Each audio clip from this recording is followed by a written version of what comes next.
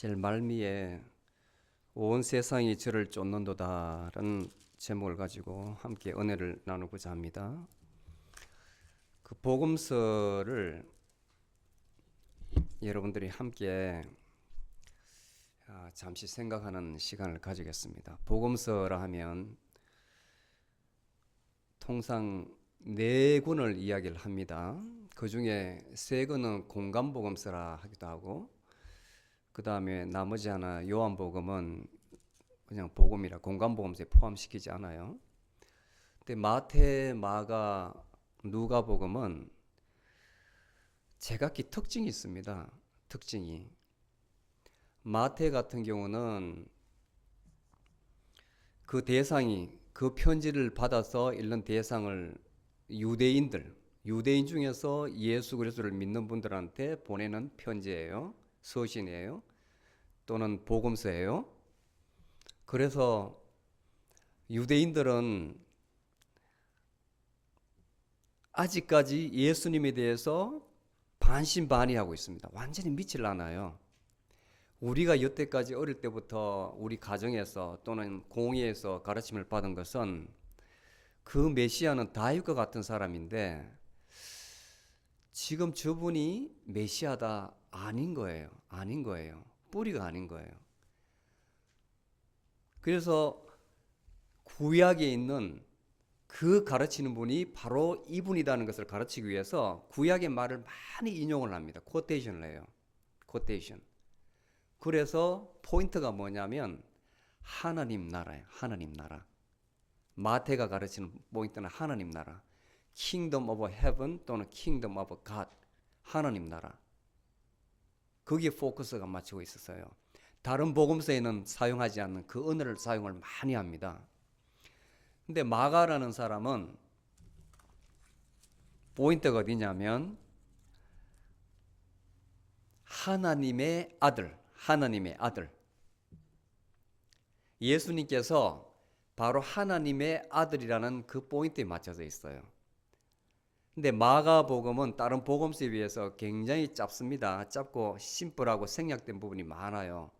그 다음에 마태, 누가는 마가를 참고하고 그 다음에 다른 소스, Q라는 소스를 참고해가지고 완성을 했다 이렇게 보는데 마가복음에 없는 내용이 마태, 누가에는 많습니다. 마가는 굉장히 간단해요. 거기에는 마가는 오로지 예수 그리스도께서 하나님의 아들이다. 거기에 포커스가 맞춰져 있어요. 그 다음에 누가복음은 누가라는 사람은 의심이 많은 사람입니다. 의심이 많은 사람. 그리고 이 사람의 직업이 의사였기 때문에 자기가 요즘 말로 말하면 실정주의. 내가 만져보고 눈으로 보고 들어보고 확인하지 않으면 사실이 아니다고 보는 사람이에요. 그래서 데오빌로 각하요. 내가 지금까지 들은 바 쭉 이렇게 전개해 나오는 거예요. 내가 다 들어보고 사실을 확인해보고 자료를 종합하고 지금 이렇게 씁니다. 이렇게 나오는 거예요. 이 사람은 예수 그리스도께서 참으로 이 땅에 태어나셔서 자라시고 그리고 30대부터 이렇게 공생애를 사역을 시작한 분이다. 그 역사성을 주목합니다. 역사성. 예수님께서 하신 일이 사실이었다. 역사적으로 사실이었다는 것을 강조를 해요. 그 다음에 마지막으로 우리가 지금 살펴보고 있는 같이 상고하고 있는 요한복음은 상당히 내세적이에요. 영적이에요. 영적. 그리고 시작할 때에 다른 복음서에는 지니알러지 예수님의 탄생이 나오거든요. 가감히 생략해버리고 예수님께서 바로 말씀과 함께 계셨고 하나님과 함께 계셨고 바로 말씀이라는 거예요. 말씀.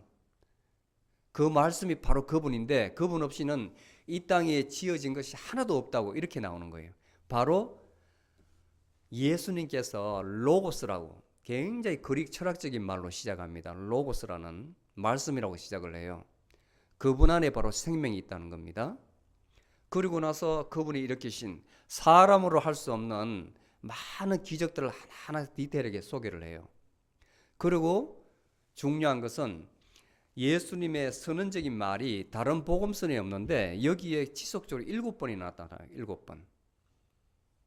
예수님께서 나는 누구이다. 이 말은 누구도 사용할 수 없는데, 왜냐하면 출애굽기 3장 14절에 유일하게 한번 나오거든요. 그 말이 뭐냐면 떨기나무에서 막 떨기 불이 나는데 그 가운데에 하나님이 음성이 들려요. 모세가 하나님과 대화를 하는데 보이지 않습니다. 그리고 많은 사명을 줘요.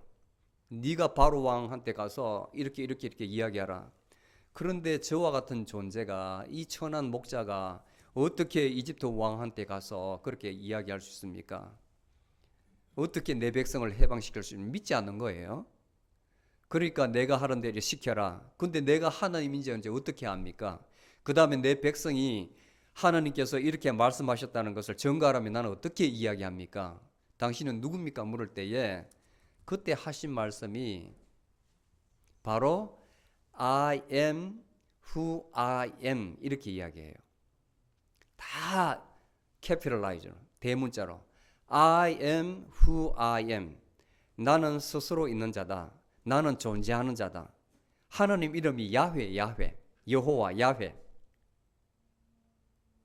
그게 하나님 이름이에요. 하나님 이름. 그 이름을 사용할 수 있는 분은 하나님밖에 없습니다. 그런데 예수님께서 그걸 사용하시는 거예요. 요한복음에서. 요한복음 6장 35절에 보면 처음으로 당신이 하나님이심을 밝히시는데, 나는 하늘에서 내려온 떡이다. 생명의 떡이다고 이야기를 해요. 나에게 오는 자는 줄이지 않을 것이고 나를 믿는 자는 영원히 목마르지 아니할 것이다. 생명을 이야기합니다. 하늘에서 내려온 빵이래, 빵. 그 말에 여러분들 유념해야 됩니다. 여러분들 삼시세끼 밥을 먹잖아요. 그거는 육의 양식입니다. 육의 양식. 그런데 우리에게는 또 다른 양식이 있다는 겁니다. 또 다른 양식. 예수님의 양식은 제자들이 와서 예수님 드십시오. 밥을 먹으라는 겁니다. 식사 때가 되니까. 예수님께서 뭐라고 말씀하셨나요? 나의 양식은 하나님께서 내게 주신 양들을 하나도 잊어버리지 않고 찾는 것이다. 그게 내 양식이라는 거예요. 생명을 찾는다는 거예요. 우리에게 양식은 육의 양식이 있지만 영의 양식이 있습니다. 영의 양식. 그 말은 우리에게 영이 있다는 거예요. 그 영이 바로 우리의 생명입니다. 여러분들 의식 그 너머에 있는 생명이라는 게 있어요. 지금 나를 보고 생각하는 거 있잖아요. 듣는 귀가 있지 않습니까? 들으면서 끊임없이 판단을 하죠. 그 너머에 무엇이 있다는 거예요. 그게 바로 하나님 자리고 그게 바로 생명입니다. 생명. 예수님께서 그것을 알게 하시기 위해서 이 땅에 오신 거예요. 그런데 그 당대에 2000년 전에는 아무리 설명을 해도 사람들이 깨닫지를 못합니다. 깨닫지를 못해요. 뭐 이렇게 정신 나간 사람이 와서 이상한 소리를 한다고 받아들이지를 못하는 거예요. 오늘날도 마찬가지입니다. 많은 사람들이 받아들이지 못해요. 특히 과학주의, 과학적인 사고방식에 젖어 있는 사람들은 받아들이지를 못합니다. 그것은 이성이 아니라 이성 너머에 있는 거기에 들어가야만 믿을 수 있기 때문에 여러분들도 신앙생활 하는데 그런 과정을 겪었을 거예요. 처음부터 믿었다는 사람은 참으로 은혜이고 그 다음에 또 습관적으로 믿는 사람도 있을 것이고 어릴 때부터 엄마 손잡고 갔으니까 나는 안 가면 너무 찝찝해 가야 돼 이런 사람도 있을 것이고 정말 하나님께서 그 마음을 붙들어 주셔서 은혜에 들어온 사람도 있을 것이고 그런데 아직까지 긴가 민가 하는 사람도 있을 거예요. 아직까지도 의심하는 사람이. 근데 언젠가는 하나님께서 구원하신 분이라면 언젠가는 하나님께서 붙들어 오십니다. 알게 하십니다. 그 안에 생명이 있음을 보게 하십니다. 아멘. 두 번째 예수님께서 8장 12절에 보면 나는 생명의 빛이다 그래요. I am the light of life. 생명의 빛이라고 하는데 그냥 빛이 아니라 생명의 빛이라고 이야기해요. 두 번째로. 그 말이 계속 이어지는 겁니다. 우리 마음 안에 예수님 표현에 많은 사람들이 우리가 알지 못하는 그 신기한 영역을 빛으로 많이 표현을 해요. 그 레이먼드 무디라는 그 의학 박사, 지금도 살아계시는 그분이 라이프 비욘드 라이프라는 책이 있습니다. 완전히 그 밀리언웨어가 아니고 완전히 뭐 1,000만 권 이상을 전 세계적으로 팔은 책인데, 거기에 보면 죽은 사람들이 하나같이 이구동성으로 말하는 것이 빛을 봤다는 거예요. 빛을 하나같이 죽었다가 돌아오는 사람들이 증가하는 거예요. 첫 번째가 어둠으로 딸려가면 염라대왕이 데려가는 것이고, 다 하나같이 빛으로 끌려 올라가는 거예요. 빛을 봤다는 거예요. 도저히 눈을 뜨고는 볼 수 없는, 형언할 수 없는 휘황찬란한 빛이 자기를 막 끝없이 빨아 올리더라는 겁니다. 공통적인 거예요. 공통적. 한 사람이 그러면 믿지 않는데, 이 사람이 의사니까 과학자잖아요. 그 사람을 임상을 한 거예요. 임상을 같이 붙여놓지 않고 저 다른 스테이트에서 하니까 일일이 방문해서 정언을 듣고 기록을 해서 종합한 책이 바로 그 책인데, 공통적인 공통적. 이 빛이 생명이에요. 생명. 근데 그 빛이 없는 사람은 우리는 어두움 가운데 사는 거예요. 그러니까 늘 마음속에 부정한 생각만 있는 겁니다. 불안하고 두렵고, 무슨 일을 하면 생각이 포지티브하게 가야 되는데 안 되면 어떡할까? 안 되면 어떡할까? 자기가 그렇게 만드는 거예요. 완전히 그것은 어둠의 세력이 지배를 하는 거죠. 이 세상 자체가 공중 권세 잡은 자 사탄의 지배에 놓여 있는 겁니다. 우리 마음 가운데에 생명의 빛이 있음을 믿으시기 바랍니다. 그 다음에 두 번째 10장 7절에 보면 나는 양의 문이다. 문이다. 양우리는 돌로 이렇게 쌓아서, 특히 저는 이제 네팔에 관련되는 그 다큐멘터리를 참 좋아하는데, 그 사람들에 있어서 그 삶이 너무 좋은 거예요. 그래서 저는 어제도 이제 집사람한테 이야기했지만, 나중에 그만두면 공기 좋고 물 좋고 하여튼 그런 데를 찾아서 살자, 이렇게 이야기를 했어요. 갈수록 그게 굉장히 목말라요. 왜 네팔 영화를 보면 사람들이 자연과 같이 하나서 살아가거든요. 자연에서 얻는 지혜가 굉장합니다. 인위적이지 않아요. 우리는 당장 눈 뜨면 스마트폰을 봐야 되죠. TV 뉴스를 들어야 되죠. 모든 것이 내 외에 밖에 있는 것에 모든 게 다 열려 있는데, 그 사람들은 눈 뜨면 바람의 소리를 듣고 양의 소리를 듣고 풀 소리를 듣고 땅의 소리를 듣고 하늘의 소리를 듣고 독수리의 소리를 듣는 거예요. 그걸 아는 거예요. 그리고 따라갑니다. 신비롭게 풀이 있는 곳을 그 많은 양떼를 데리고 따라다니는 거예요. 그 지혜가 아주 놀라운 겁니다. 그 다음에 자연이 주는 거기에서 아무런 불평불만 없고 감사함으로 살아가는 거예요. 내한테 주어진 버릴 게 하나도 없는 거예요. 야크라는 그 배변, 야크라는 그 동물이 사는 그 배변으로 연료를 떼고 밥을 만드는 데 쓰고, 그 다음에 양이, 염소가 야크가 주는 그 젖을 짜서 치즈를 만들고, 그 내에서 자급자족 하나도 부러울 게 없는 거예요. 양털을 깎아서 직접 만들어 가지고 옷을 만들어 입고, 그리고 애들도 교육을 전혀 받질 않아요. 우리처럼 뭐 제도화된 그런 교육도 없는 거예요. 얼마나 그 말 자체가 꾸밈이 없이 맑은지 모르는 겁니다. 꾸밈이 없이. 근데 거기에 이제 프랑스 사람, 서양 사람이 들어가 가지고 같이 사는데 너무나 대비가 되는 거예요. 이 세상에 사는 사람과 저기에 맑은 사람과 사는 영혼이 부딪히니까, 비록 이 사람은 아무것도 세상적 배움이 없더라도 그 사람의 말이 한마디 한마디가 훨씬 지혜롭게 들리는 거예요. 지혜롭게, 꾸밈이 없이 있는 그대로. 예수님께서 그 양들을 밤새 지켜주는 그 문이신 거예요. 문이신 거예요. 양들은 그 문이 열려야만 초장으로 나가서 꼴을 먹습니다. 꼴을 먹어야 살죠. 그 다음 밤 되면 늑대로부터 보호를 받기 위해서 문으로 들어와야 됩니다. 예수님께서 우리의 생명을 지켜주시는 분이에요. 우리를 지켜주시는 분이에요. 우리가 세상 밖으로 나갈 때에 또 예수님 안으로 들어올 때에 늘 거기에는 예수님이 계십니다. 세상에 있을 때도 여러분들 곁에는 우리 곁에는 늘 주님이 계시는 거예요. 마음 가운데 계시는 거예요. 아멘. 그 다음에 10장 11절에 보면 나는 선한 목자다. I am a good shepherd. 나는 선한 목자다. 선한 목자.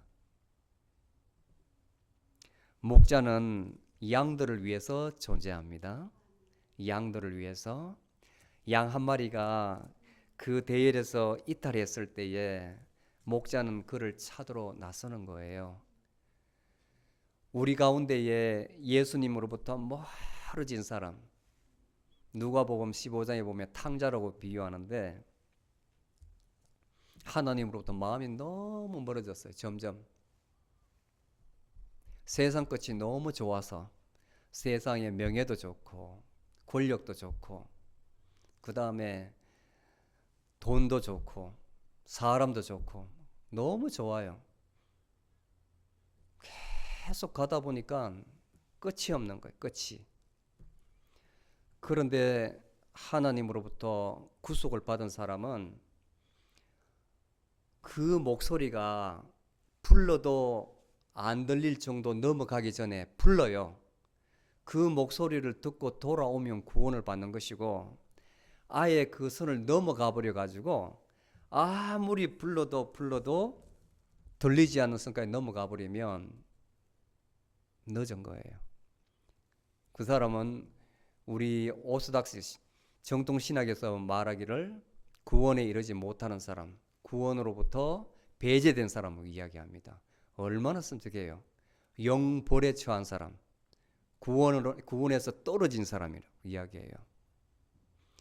그 말은 여러분들이 아무리 가까운 친척에게 전도를 해도 전거를 해도 듣지 않는 거예요.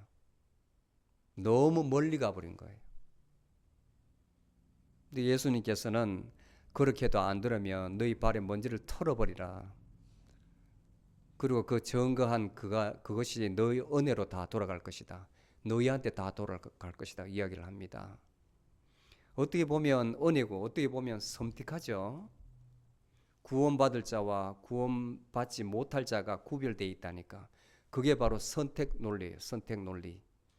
구원받은 자들은 굉장히 은혜롭습니다. 구원받지 못한 사람들에게는 참으로 두려운 이론이고요. 여러분들 하나님께서 부르실 때에 그때가 좋은 거예요. 그때 나오는 게 좋은 거예요.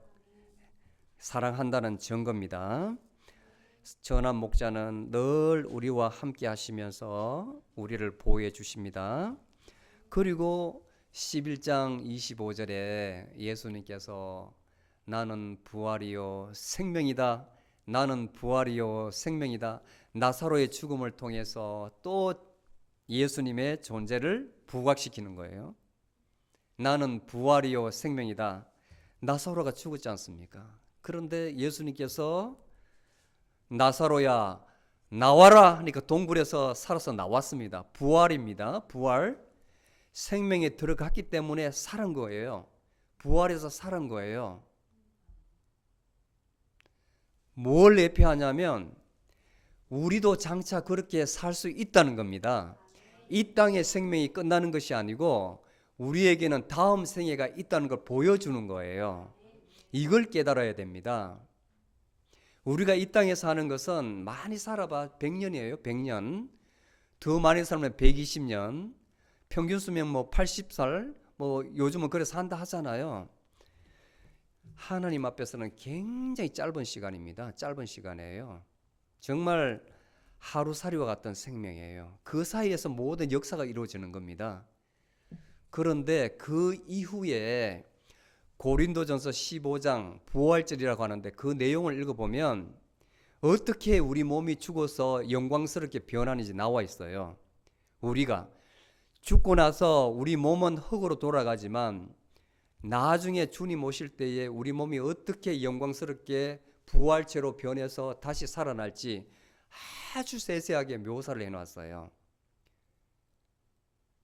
우리가 죽지 않는다는 겁니다. 죽지 않는다는 겁니다. 잠시 자고 있는 것이죠. 잠시. 나사로도 죽었을 때 예수님께서 이야기했습니다. 11장 4절에 그가 죽을 병에 걸린 것이 아니다. 하나님 영광을 위해서 죽은 것이다 그래요. 하나님 영광을 위해서. 많은 사람들로 하여금 나사로의 다시 삶을 통해서 예수님을 믿게 하시려고 병에 걸렸다는 거예요.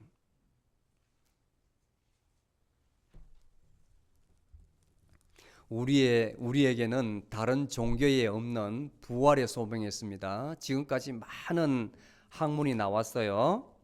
소크라테스와 같은 철학자, 공자와 같은 유학 철학자죠. 그 다음에 석가모니, 그 가르치면 다 좋습니다. 인간살이에 좋지만은 그 누구도 그 사람이 죽어서 부활했다는 사람 한 명도 없어요. 가르침은 남겨두고 갔지만 그 가르친 스승이 오리지널 교주가 살아남았다는 사람 하나도 없어요. 오로지 부활은 우리 신앙에만 있습니다. 기독교에서만. 우리에게 주는 가장 큰 소망이 바로 부활인 것이에요. 제가 며칠 전에 이제 작업을 하는데 그 란이라는 그 GMB 그러니까 그랜드 베프티스트 처치의 담임 목사가 저한테 이제 그런 이야기를 해요. 하나의 간증인데 이제 몰랐던 사실을 많이 알았어요. 교제한 지가 한 3년 정도 되는데 어릴 때에 독일에서 이제 그 선조가 그러니까 할아버지 그 윗대 할아버지니까 고조입니까? 정조입니까? 고조입니까?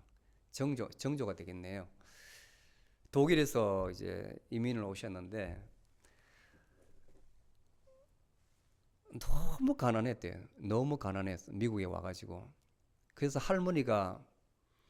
자기 할머니가 몸을 팔았다는 거예요. 프라스티튜트라는 거예요. 그리고 할아버지는 일 안 하고 집에서 술만 마시고. 그러니까 그 밑에서 자란 자기 엄마, 자기 아버지는 얼마나 힘들었겠어요. 그 아버지가 너무 가난하니까 자기한테 교육도 시키지도 않고 그러니까 본인은 10살 때부터 이제 술, 담배를 배운 거예요. 10살 때부터 이 목사가. 그 다음 여자도 알고 다 고백을 하는 거예요. 그리고 막 동네에서 아주 소문 났답니다. 내 버려뒀대요. 하도 같은 동년배를 때려가지고 덩치가 좋거든요. 지금도 50대 중반인데 42.195를 뛰어요. 신체가 아주 좋아요. 아주 폭력군에다가 하여튼 남봉군에다가 아주 제껴놨대요. 아버지도 교육에 관심도 없고. 근데 이 사람이 어느 날 친구 따라 교회에 갔다가 그날 예수님 앞에 무릎을 꿇은 거예요. 그 앞에 설교하는 목사님의 말씀을 듣고 그날 깨어졌다는 거예요. 그날 완전히 그 설교 말씀이 자기한테만 계속 공격하는 것 같더래요. 그래가지고 사람들 의식하지 않고 엉엉 울고 병원에서 공부를 해서 미주리에 있는 그 바이블 칼리지에 갔다 하더라고요. 거기에서 공부를 해서 이제 다른 데 사회 가다가 이쪽으로 오셨는데 이제 근 20년 되셨는데 그 사역에서 이루어지는 많은 과정도 있었죠. 야, 정말 이런 그 장난기가 심하거든요. 그러니까 자기가 내가 완전히 변했지만 아직 내 그 불량스러운 기질을 못 버린다면서 위험하게 사다리 그 높은 데서 막 물구나무를 쓰고 위에 올라가고 떨어지면 그 나이가 50 중반인데 위험하잖아요. 그 집에서도 그렇게 가 자기 마누라가 너무 싫어한다는 거예요. 그 내 앞에서도 사다리 거기 흔들흔들거리는데 거기서 물구나무를 막 이렇게 그렇게 장난기가 심한 거예요. 그래서 내가 아직 이거는 못 버렸다고 이렇게 이야기를 하더라고요. 근데 그런 사람도 하나님께서 쓰시려니까 그렇게 쓰시더라고. 그러니까 그분은 모임이 있으면 늘 기도하면 눈물을 그렇게 흘려요. 눈물이 그렇게 많아. 눈물이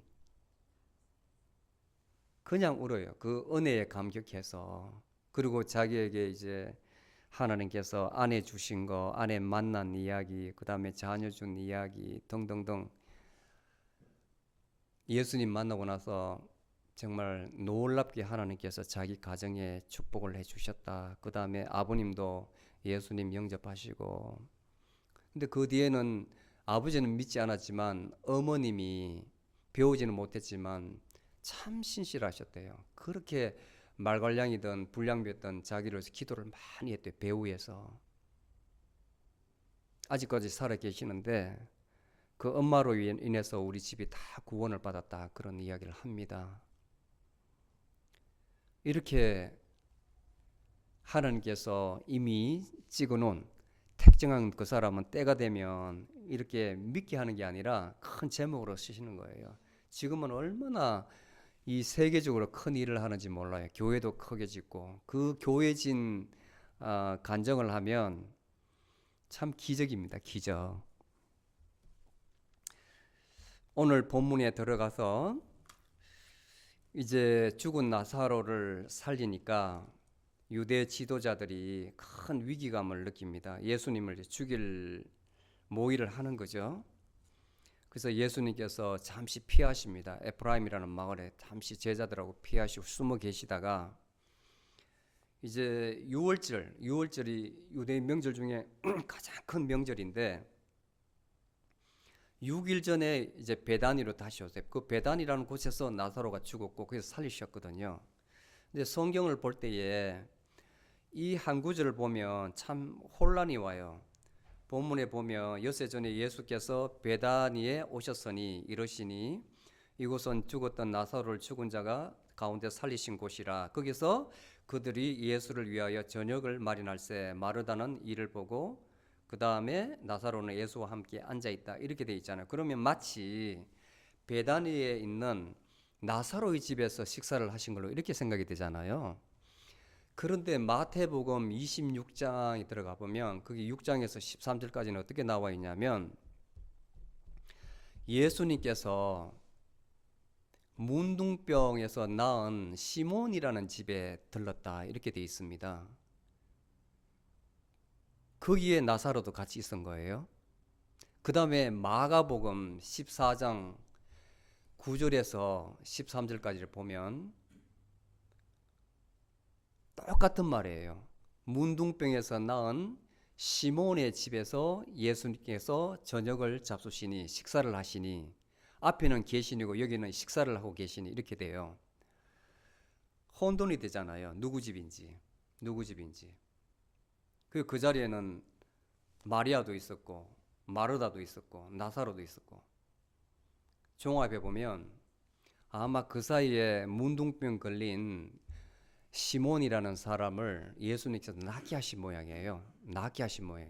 복음서에 나와 있지 않지만 또 어떤 학자들은 이 시몬이라는 사람이 마르다의 남편이었다는 그런 이야기도 있어요. 근데 문둥병을 결혼할 수 없기 때문에 유대인 풍속에는 그건 아닌 것 같아요. 여하튼 제가 볼 때는 시몬이라는 사람의 집에서 너무나 그 나음에 감사해가지고 예수님을 인바이트한 것 같아요. 초청을 한 것 같아요. 거기에 나사로의 식구도 다 초청을 한 것 같습니다. 그러니까 이 마르다는 부엌에서 주방일 하긴 너무 좋아하니까 가만히 있지 않고 남의 집에 가서도 익히 아는 이웃이니까 가서 이제 음식을 준비하고 마리아는 딴 일을 하는 거죠. 그때에 살아난 나사로는 예수님 옆에 가만히 앉아 있습니다. 그 자체가 기적이죠. 그 다음에 나오는 것이 이제 마르다의 이야기가 나와요.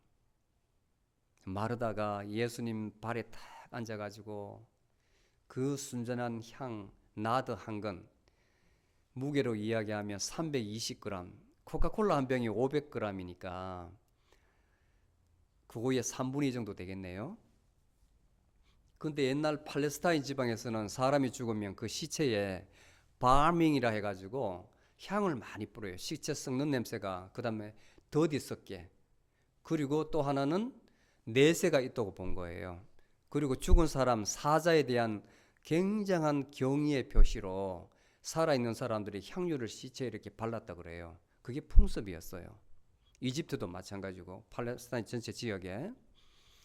그래서 이 마리아가 예수님 발에 그 향을 가득 부은 거예요. 향을 부어서 발을 씻깁니다.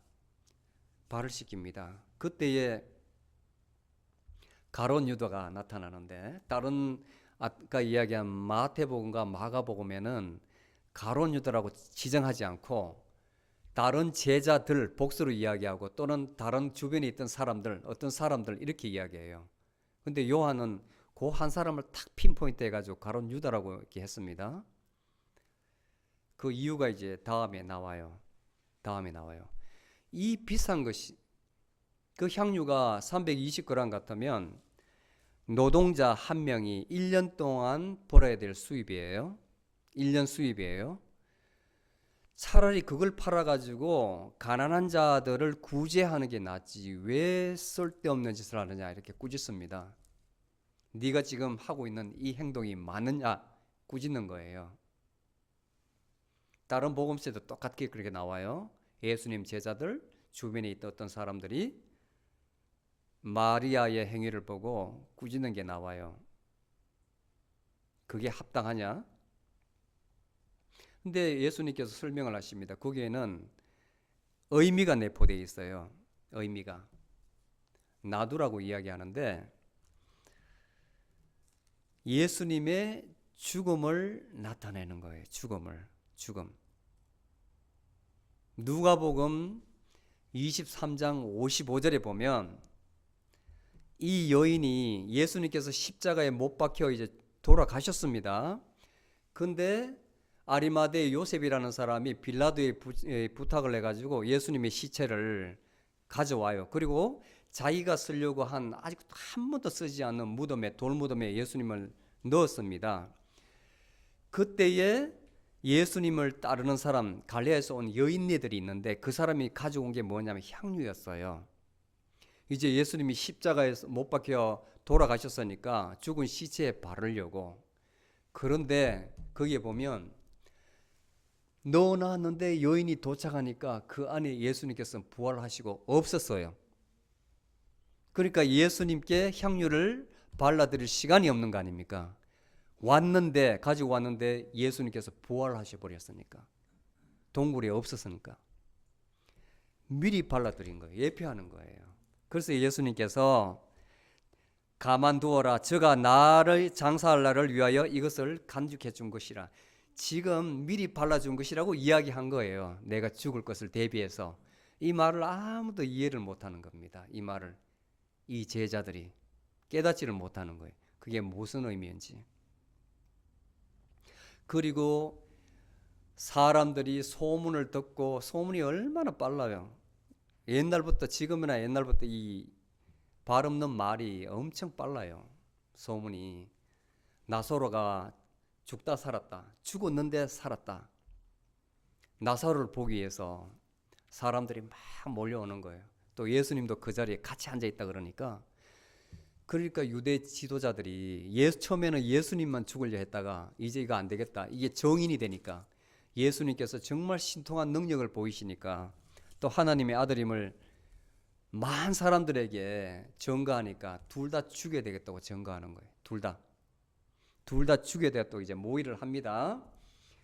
그리고 그 다음 날 예수님께서 이제부터 요한복음 12장에서 끝까지는 예수님께서 예루살렘으로 들어가십니다. 이제 돌아가시려고 이제 잡혀서 돌아가시는 거죠. 여기에서 이제 사역은 끝나시고 예루살렘에 들어가시면 그때부터 이제 붙잡히시고 신분을 받고 십자가에 돌아가시고 부활하시고 이렇게 전개되는 거예요. 이제 다른 복음서에 보면 예루살렘에 들어가시기 전에 그 올리브산, 예루살렘 올리브산 위에서 보면 예루살렘이 바로 앞에 보여요. 바로 앞에. 그 성이 바로 앞에 보여요. 거기를 보시면서 이제 우십니다. 본인의 죽음을 알기 때문에 저 성에 들어가면 나는 이제 잡혀서 죽을 것이다. 제자들에게 계속 한 번, 두 번, 세 번 예고를 하셔요. 근데 베드로가 그걸 받아들이지 않다가 이 사탄의 자식 하면서 혼이 나잖아요. 예고를 하세요. 저 성에 들어가면 내가 죽을 것이라는 것.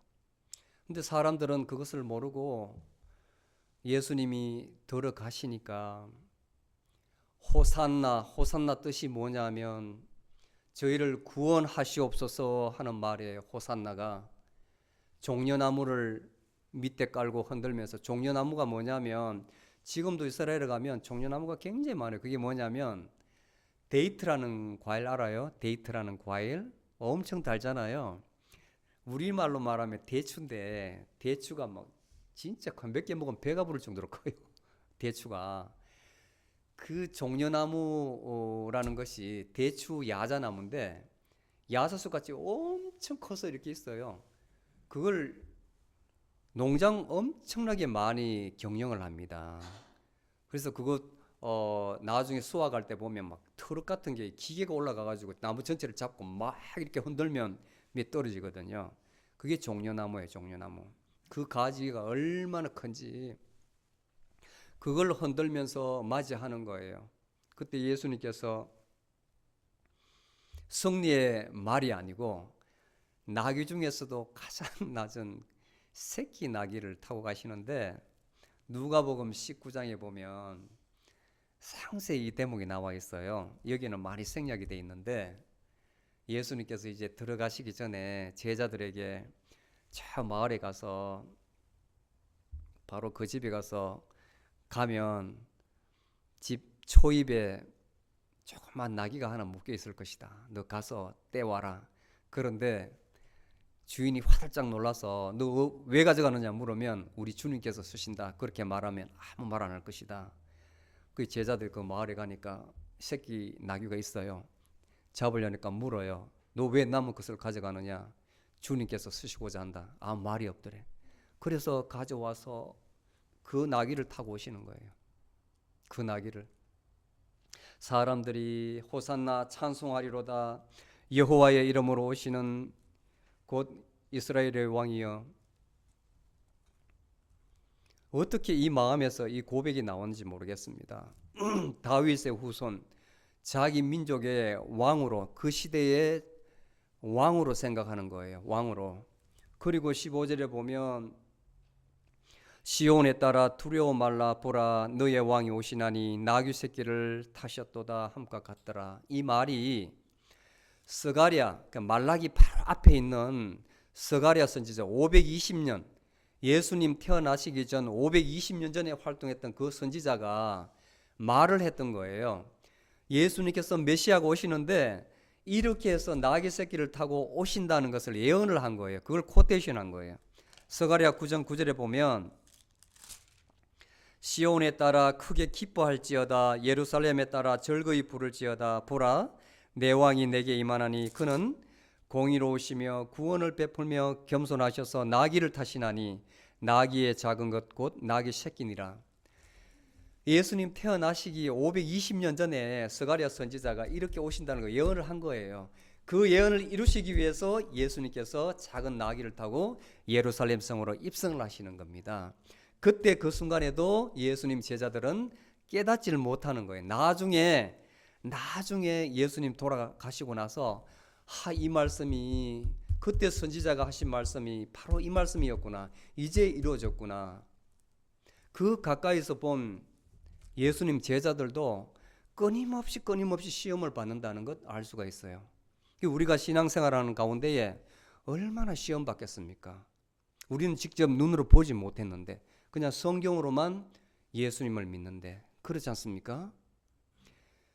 그래서 말씀이 중요한 거예요. 이 말씀이 하나하나 이루어지는 거예요. 간접적으로 우리는 레블레이션, 계시를 통해서 알고 있지 않습니까? 알고 있지 않습니까? 현재 구약에 이렇게 말씀을 하셨는데 이렇게 이루어졌구나. 그려보세요. 그래서 말씀은 바로 하나님이라는 거예요. 하나님이 말씀하신 것은 역사 가운데 다 이루어지는 거예요. 1.1획도 떨어짐 없이 다 이루어진다는 겁니다. 아멘. 그리고 사람들이 믿기 시작하는데 그 중에 죽은 나사로를 보고 또 죽은 나사로가 붕대를 칭칭 감은 상태에서 무덤에서 나오는 것을 본 사람, 그리고 그걸 보았다는 사람한테 그렇게 되었다, 예수님께서 그렇게 살렸었다고 들은 사람 다 모여가지고 어마어마한 군중들이 예수님 주변으로 모이는 거예요. 지금 절정을 치닫고 있는 거예요. 이때에 유대인 지도자들의 절망을 들어보세요. 절망을. 이제 우리가 저를 죽이고자 하는 것이, 또 나사로를 죽이고자 하는 것이 쓸데가 없도다. 다른 말로 하면 그 캐톨릭 성경에는 이제 모든 것이 걸렀다. 뭔 말씀인지 아세요? 캐톨릭 성경에는 걸렀다고 표현해. 걸렀다. 뭔 말씀인지 아세요?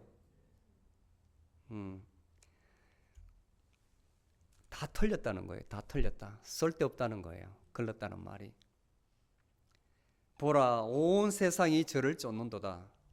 사람들이 예수님에 가는 소문을 듣고 또 나사로가 그전에도 이미 많은 기적을 베푸셔 왔는데 최종적으로 죽은 사람까지 살리는 그분을 보니까 이제는 우리가 통제할 수가 없다. 그 보고 들은 사람이 저렇게 그분을 따르는데 이제는 우리 손을 떠나버렸다. 하나님의 영광을 보는 거예요. 11장 4절에 나와 있습니다. 4절에 사람들이 물었을 때에 나사로가 죽은 것은 하나님의 영광을 보기 위함이라. 그 영광을 보는 거예요. 그 영광을 보는 거예요. 많은 사람들이 그 영광을 보고 예수님 주위로 모이는 거예요. 아멘. 예수 그리스도가 지금 현재 이 가운데 살아 계십니다. 제자들은 예수님의 육의 모습을 보았지만 우리는 성령으로 예수님을 알 수가 있습니다. 여러분 마음 가운데 계시고 곁에 계시고 위에 계시고 여러분들 어디든지 함께 하시는 분이 예수 그리스도입니다. 그리고 여러분들이 말씀을 볼 때에 영감을 주시고 지혜 주시는 분도 예수님이십니다. 기도하시겠습니다. 부활과 생명 되시는 주님, 저희들에게 참 소망을 주신 것 감사합니다. 부활의 소망을 주신 것 무엇보다 감사합니다. 저희들이 이 세상을 살 때에 이 땅의 모든 것이 아님을 깨닫게 하여 주시옵소서. 다음에 받을 큰 상급을 위해서 우리가 예수 그리스도를 더 잘 믿는 믿음을 주시옵소서. 주님의 가르침을 온전히 깨닫고 그 가르침을 이 땅에서 실천할 수 있는 저희들이 다 되게 하여 주시옵소서. 하나님의 자녀로서 부족함이 없는 삶을 살도록 주님께서 인도하여 주시고 지혜 주시옵소서. 능력 주시옵소서. 예수 그리스도 이름으로 기도드리옵나이다. 아멘.